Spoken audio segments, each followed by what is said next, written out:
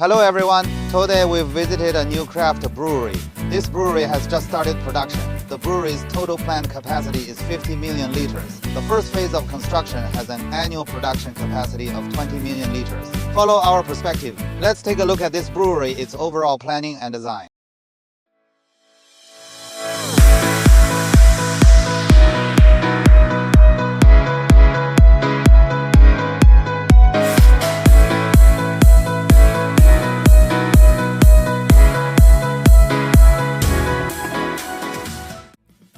We are currently in the brewing workshop. To my left is our brewhouse system. Behind the wall is a grinding system. To my right are our indoor fermentation tanks. There are also some outdoor fermentation tanks. This is our SIP system. We will adjust the equipment configuration according to each system to explain separately.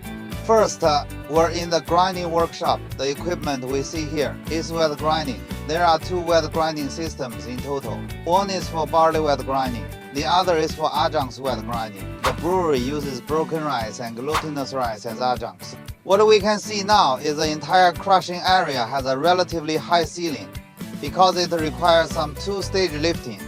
For raw material processing, such as removing stones, impurities, and iron, there is a temporary storage bin in the middle, so the overall ceiling appears quite high. And opposite this equipment, we have a dust removal system.